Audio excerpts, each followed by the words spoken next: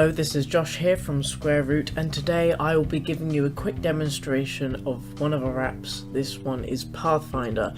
So PathFindr is the app which allows you to share your favourite walking routes and places to see.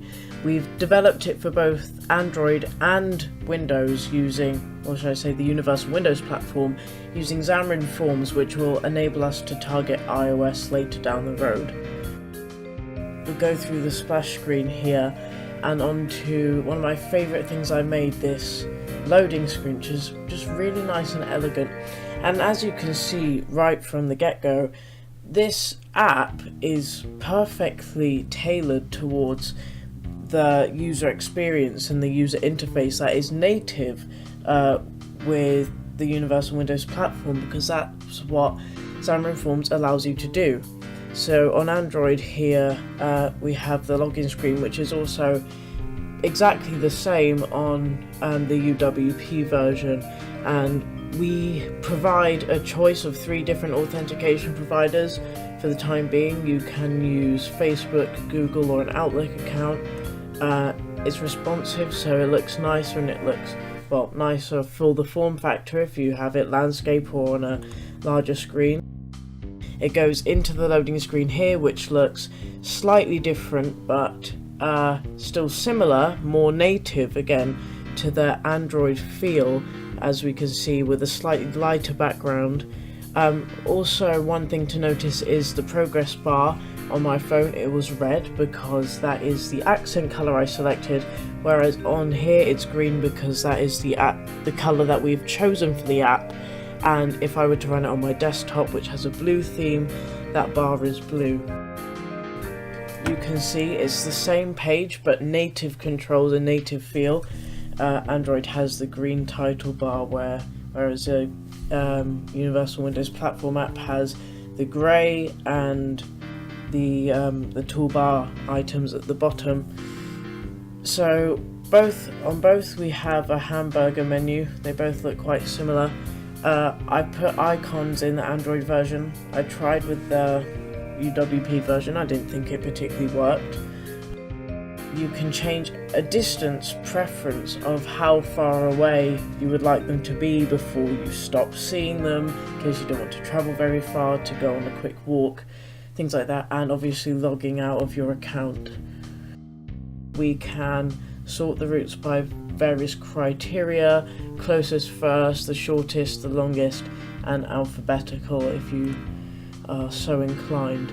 So if we tap on the entry here, we can go into the screen once it loads, where it shows the map with the start point, the end point, where we are now, represented by the little human icon there, and the polyline here, which represents all the geo positions that we have logged as you are walking.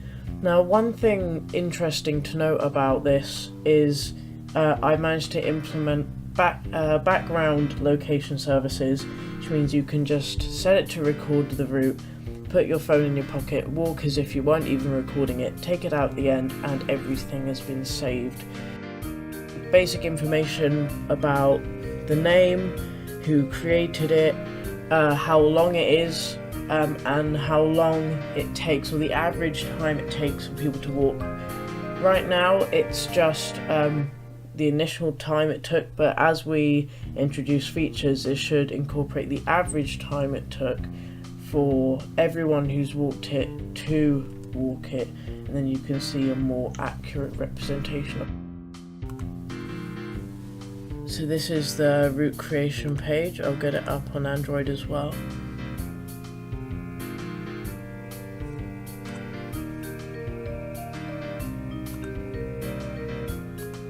If we go to the route creation page here, we can see different criteria here, the name and the description, along with buttons for start recording the routes, pause recording if you want to take a break, where it will just stop logging or location, stopping it. Here it says there's a display for the duration and the length as well. You can see a map which will update in real time in this flag section. We haven't added any other flags, but planning on doing them in the future. There's the keep private switch, which is the reason, or one of the reasons, why we have implemented the copy code.